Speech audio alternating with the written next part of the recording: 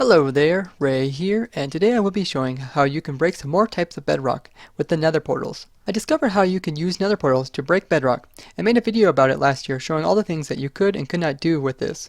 One of the things that nether portals cannot break are blocks that are at and above 127Y in the nether. Some people commented saying because of this you cannot break the bedrock in the nether ceiling or have the game generate a nether portal above the nether bedrock ceiling with this method. So I promised that I would show this in a later video, and I even hinted that I discovered another bedrock breaking method for breaking the nether ceiling, which would be shown later. Now that I have released that video showing how you can break bedrock with dragon eggs, I can now show you how you can use nether portals to break bedrock in the nether ceiling, and how you can use them to have the game generate nether portals above the bedrock nether ceiling. And I'll link the original video where I show the in-depth explanation on how you can use nether portals to break bedrock in the description of this video. Summary of how this works is that when a player in the overworld goes through a nether portal, the game will search an area for a nether portal to be placed. Once the game has found an area, it will place a nether portal, and it will replace the blocks that the nether portal is placed. So here we had nether rack and replaced it with the portal, and then it also builds the rest of the portal and sends the player through. So using this, we can actually have these blocks replace any block down below, including bedrock. By blocking all the locations where the nether portal would normally generate, except for one location, we can actually force the nether portal to generate in one area, therefore we can decide what blocks we want the nether portal to break. You only need to block the areas that are 60 meters away from the center of where the nether portal would normally generate.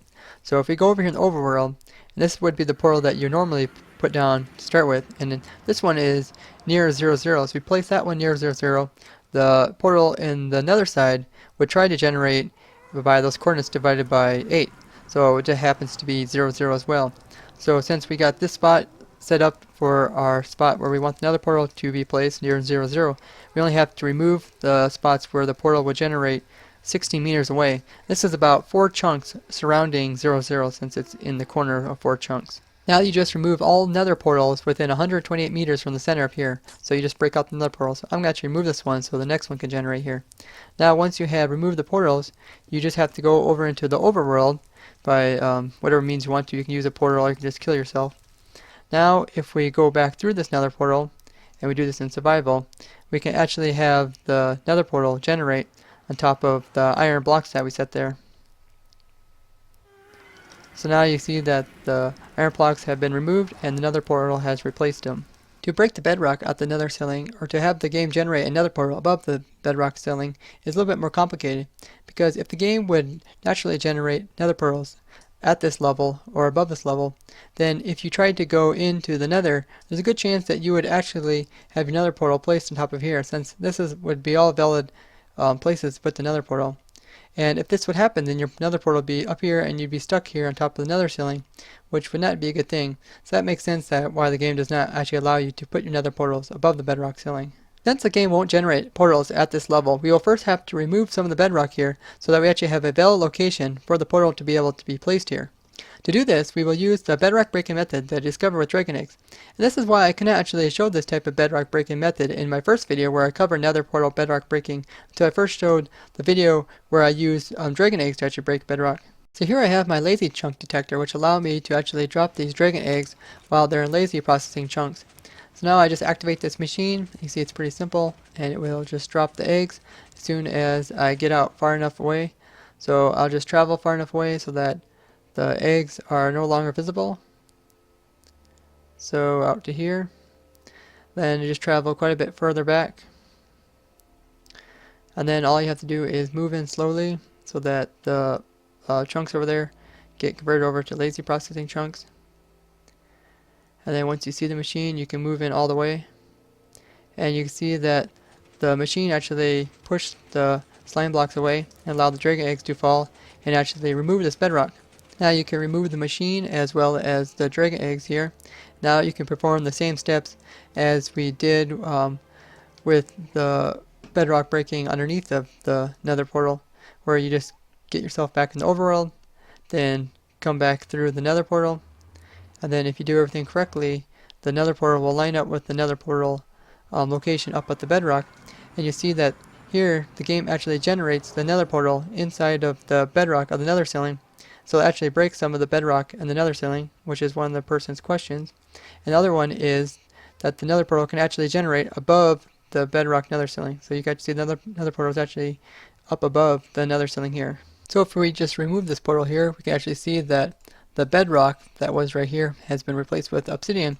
So you could remove this layer of bedrock as well as that layer all the way down until you no longer have bedrock in this area.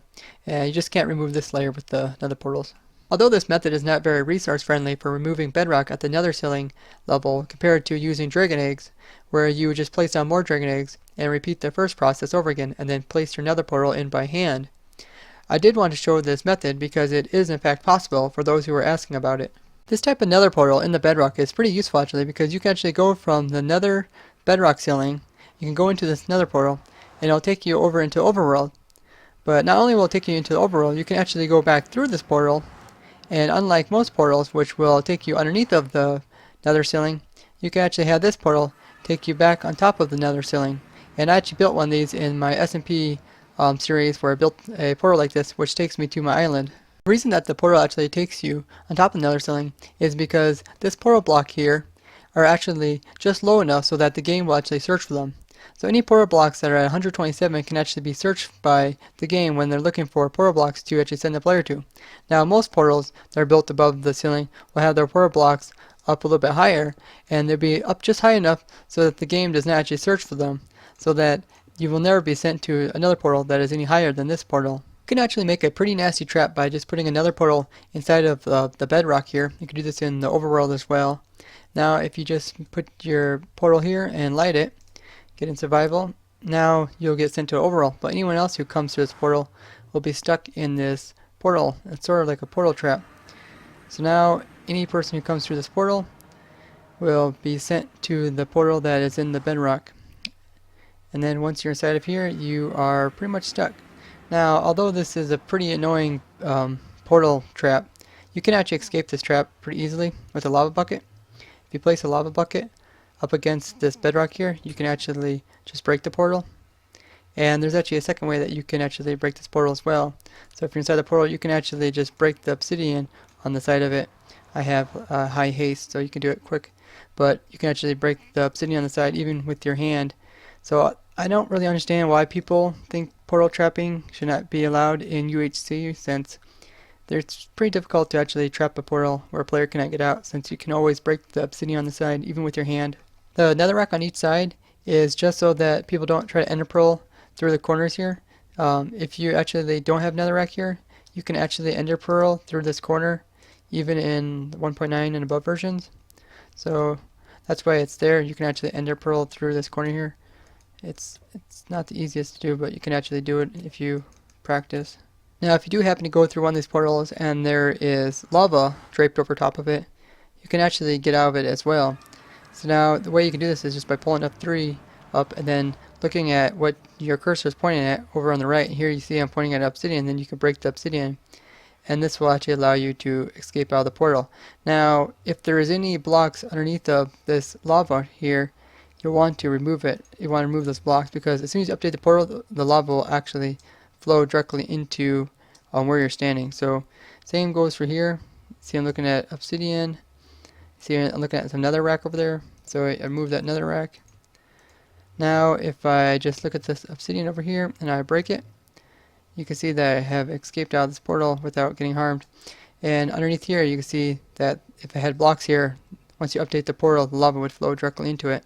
So there you have it guys, how to break some more types of bedrock with nether portals and some cool stuff that you can do with it. So if you found this interesting, show me with a like. If you'd like to see more crazy stuff like this, subscribe, and don't forget to comment. Bye bye.